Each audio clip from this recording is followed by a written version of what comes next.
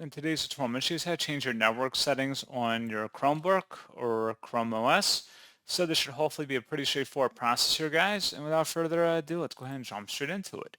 So all you have to do is open up the Start menu or Start button, and you want to go ahead and select the Item Assist settings with a little gear icon. Go ahead and select that in the menu.